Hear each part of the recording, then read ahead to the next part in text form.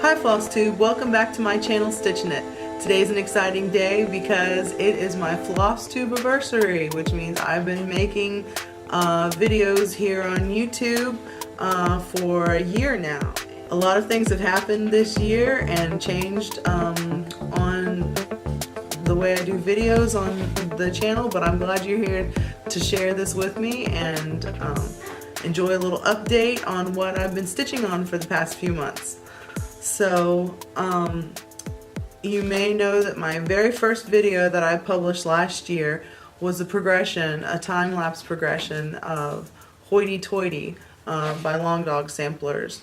Of course I couldn't do the whole thing. I'm still working on that piece, but it's become my favorite thing that I work on, and I carry it around with me.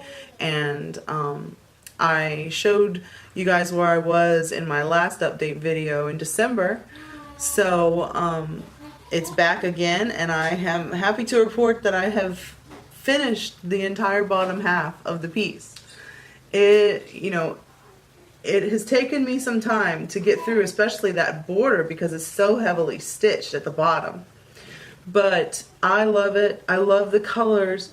They're they're just working together so nicely. The only thing I don't particularly care for, is that when I originally started this, I picked MCG textiles as a fabric just because it was available in the store, and apparently, it's not entirely square, even weave. So the stitches, I've discovered, have run a little long as I go down and down the fabric, and I came up very, very close to the end of the fabric at the bottom. And it shouldn't be a real issue because I do plan to hang it as a tapestry, like on, with some fabric, just as a simple border, because I really do feel like the border around it is enough on its own. But I'm excited to start the top half. I haven't committed yet and put the date of the year, but I'm hoping it's going to be in 18. There's a really beautiful house, of course, at the top, and peacocks, and I'm excited to start working on them soon. So that's where I'm at with Hoity Toity. It really has become my favorite piece to stitch on here and there. I also had a finish from my last video, which I showed you was a little piece called Irises, which I gave to my parents, and it is now framed and finished, and of course it's their house, so I don't have it with me today, but I will put a picture in of what that looks like, and it turned out really great. It was sad to see it go, and really it took me a lot longer than it should have, because I just piddled around at the end and couldn't pull it together to finish it. But I finally did it, and I was really glad to give it to them. So I hope they enjoy it wherever they decide to hang it up. But of course, since I finished something, I needed to start something, and so I started something for my parents next time. It was one of the patterns I picked up from the Nashville needlework market. This pattern is called Bless Us by Lila's Studio, and what I like about it, of course, is it actually has a variation of this blessing that one of my grandfathers always said over the table, and so it made me think of growing up and being around my family and my parents, and so I was like, this is the next thing that I wanted to stitch for you guys. I hope so. I will show you my progress on that. I actually decided to stitch it 1/1, so it's going to be quite small. I'm using the recommended colors from Classic Colorworks, and working on it in the car a little bit, but this is the farthest, the first time that I've really tried to work on a 1/1 piece on even weave, and I really like it. It's coming out really pretty, and I have it in a nice, it's been my project that I've been working on the go in the car sometimes during the day. It doesn't really 1/1 is not very easy when you don't have good lighting, of course, and so at nighttime it's just too difficult to see. My next piece that I started was actually my New Year's start. I started on New Year's Eve. So this has been with me for all of 2018 so far, and it was also a new journey for me because I decided to start working on some canvas projects, and I joined the local chapter of the Embroidery Guild of America. So I've learned so much in just the couple of meetings that I've been together with them, you know, and this is a piece that we've been working on as a chapter and as nationally as an organization, and I think it's great. I'm looking forward to doing a lot more work with the EGA, and anyway, this is a piece called Ambrosia Hunting, which was published in their Needle Arts magazine in 4 parts over the past year. And like I said, I started it on New Year's Eve, and this is the progress that I've got so far. Let's see. Yeah, that's it. It's actually pretty big. It's on 15 by 17 inch stretcher bars. So it's mostly Bargello stitch, but it's been definitely a learning curve, and it's been a challenge, and I'm so thankful for the Facebook groups, you know, that have supported me, and my friend Bianca especially. She's very close, and she has Deborah Berger from our EGA chapter, she's really helping us all out, learning things. Let's see, I just wanted to talk a little bit about how this is constructed, because, you know, what makes it different from counted cross stitch is that instead of having an entire chart laid out with the entire thing counted by piece, you know, piece by piece, in the instructions they give you a section of what it is, and they tell you how it's supposed to be constructed, and then you just repeat it, you know, and then you have to alter it somehow. The lattice work was definitely difficult to try to get all this, to see the spacing, you know, your abstract something. Spatial reasoning, you know, you need all those skills to be able to see it.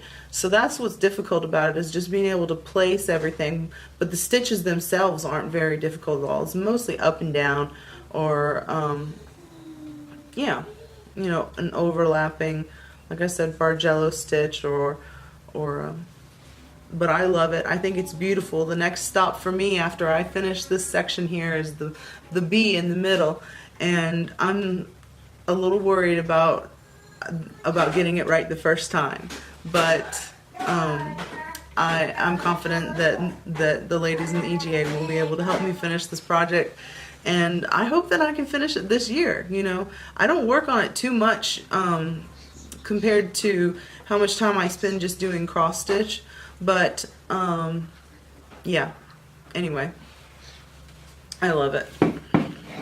Another thing that I've been sticking to this year and last year, but really this year, is, you know, I'm becoming used to it, is I have been stitching memorabilia on Mondays, and specifically I have a mermaid that I've been working on, and it's something that I've gotten used to, and I think that I would like to have another memorabilia eventually that I would work on Mondays, because I think it's a great start to the week.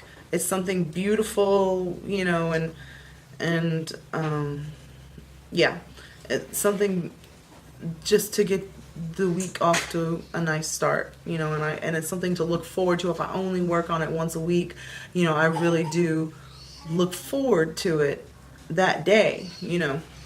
I've tried to add other days into my schedule where I would only work on such, and, you know, have a theme or such and such on other days, and I can't do it more than that. But anyway, this is what I've got for my Renaissance mermaid so far, and she is on 40 count hyacinth, 40 count hyacinth linen from Black Cauldron Needleworks, and I am using 2 strands of DMC still, and she's coming out, you know, I just love her.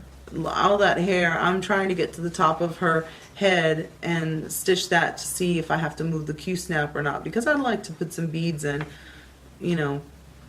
She's been with me for a while, but the more I stitch on her, the more I like her, and she feels like a real person now.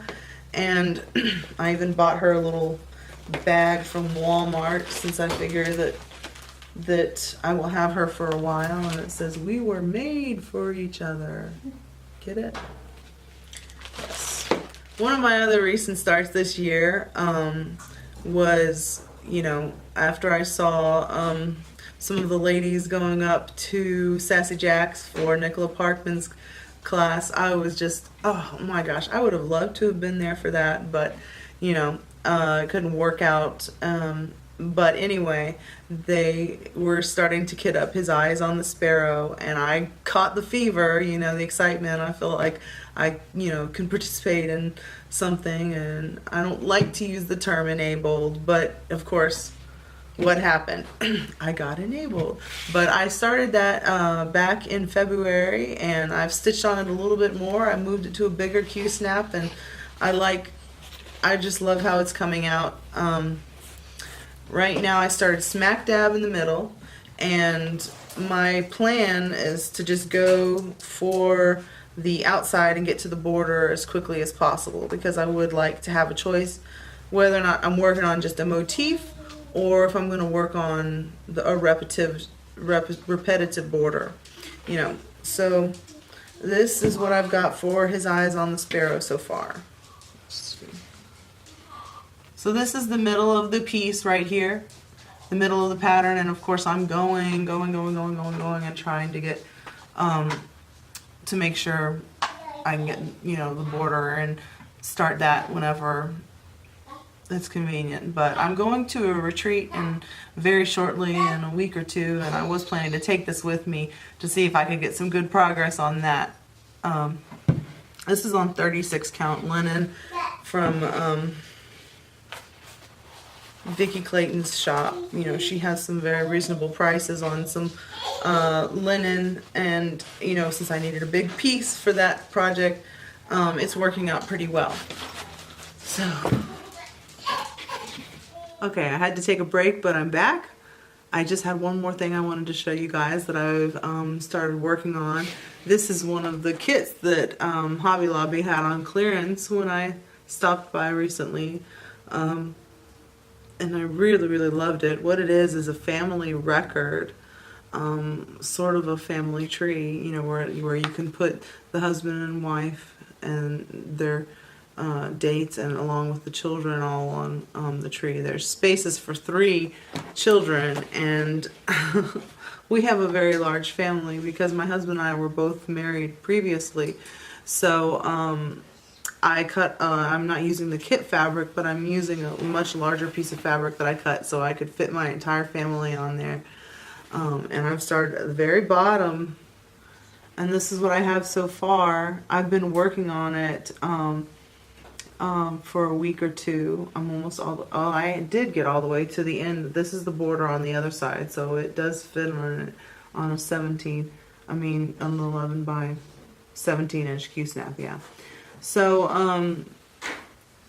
I love the saying and the sentiment, and I really enjoyed working on that, and I have some great plans. And I even made, I don't want to say it's a vow, but I made a decision at least that I would try to think positively and you know, when I'm working on it about my family, and that because sometimes I get frustrated, you know, with the kids, and you know, but it's good to have something to work on and focus on, that our family that will have to display forever. So forever. I have been trying to save myself for some mania starts. I'm not exactly sure what I'm gonna do entirely yet, but I do know that I want to do a couple vlogs during mania. I see those sometimes and I think they're really fun. So I'm gonna definitely do a couple vlogs during Mania, in case you're wondering what's coming up. Over this year, doing Flosstube has given me some perspective change, and we all know that it's not easy to put yourself out there. It's not easy to try to make yourself unique, and you know, it's not easy to produce these actual videos that we like to watch. So I wanted to say, you know, thank you to all the Flosstubers who have, you know, especially those who have done it for a year or longer, that you've lasted, and you know, we're watching you and we like you. And also for any new Flosstubers that are out there, don't get frustrated, you know, keep trying and do the things that make yourself and your channel unique. Finally, I want to say thank you to everyone who has subscribed and commented over the past year. Your participation is really important, and I couldn't do it without you guys. So thank you for being a great part of my life. You know, I really enjoy documenting my stitching, and it's a great creative outlet for me, so I plan to keep on doing it. The next video I have planned is probably a Mania lineup once I get it all in order, so be on the lookout for that. And otherwise, you know, I can't wait to see all of your plans for Mania coming up too. So, thanks for watching, and I'll see you next time.